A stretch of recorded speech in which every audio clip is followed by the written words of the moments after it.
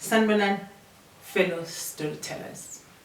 Once upon a time, word went around in the valley of 1,000 hills that while all other villages sold salt, the salt sold at Mgangeni village was very good. Mgangeni village had salt that was believed to have healing properties. And soon people from all other villages developed interest in the salt. Those who had experienced the healing properties of the salt started sharing the news among fellow villagers. And in bizus, which are gatherings called upon by chiefs to discuss matters pertaining to the village, the Mkangeni village started to see an increase in people from other villages looking into buying the salt.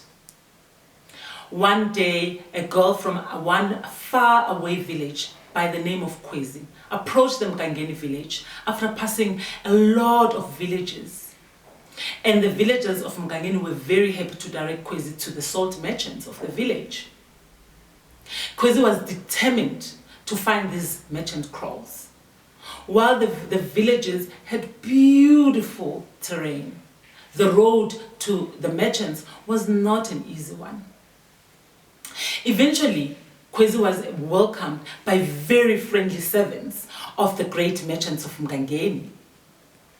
She was presented with different types of salt to choose from. She was also given some to taste.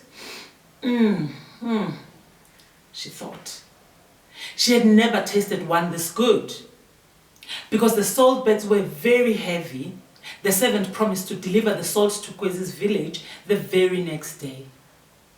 Kwezi left the village feeling very happy. Oh, finally, she laid her hands on the salt and satisfied with her purchase.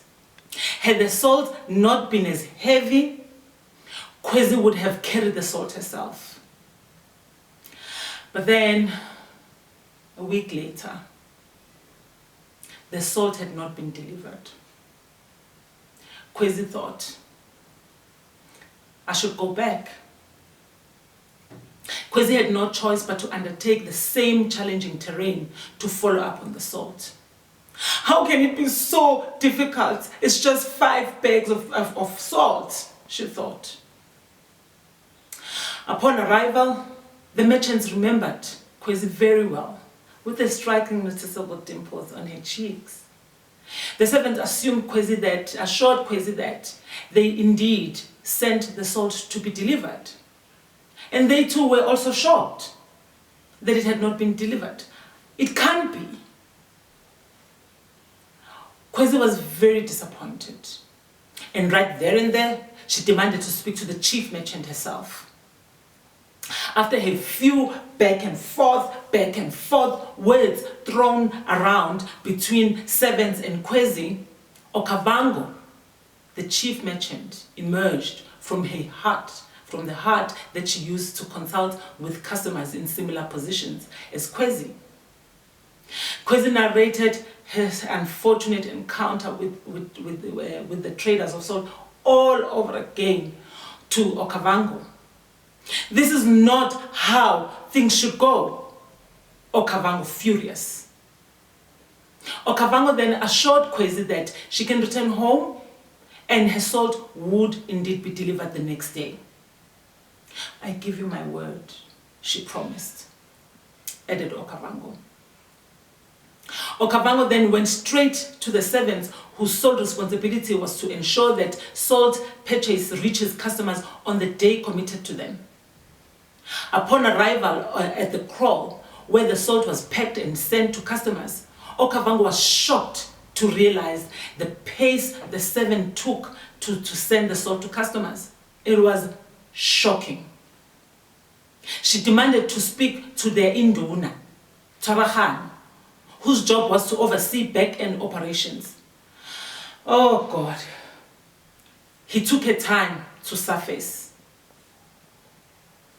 Upon meeting with the induna, it became clear to Okavango that the reason why the servants back there are so nonchalant was because their chief merchant himself is nonchalant towards customer needs.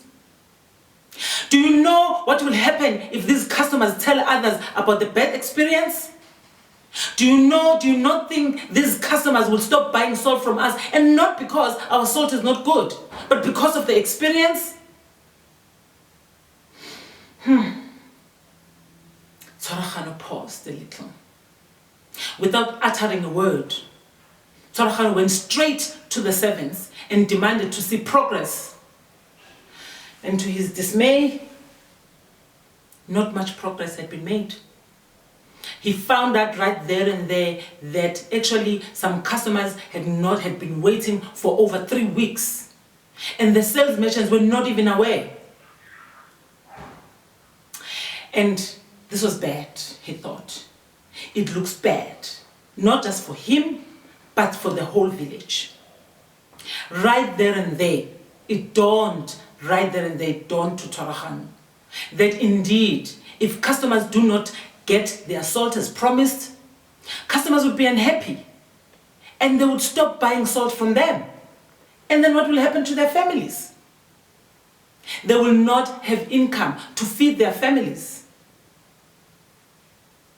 Very upset, Okavango left at once, leaving Tshwaragano to figure it out.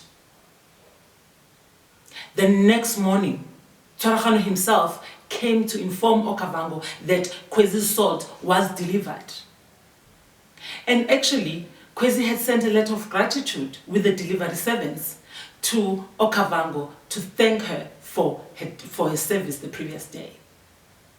Thank you.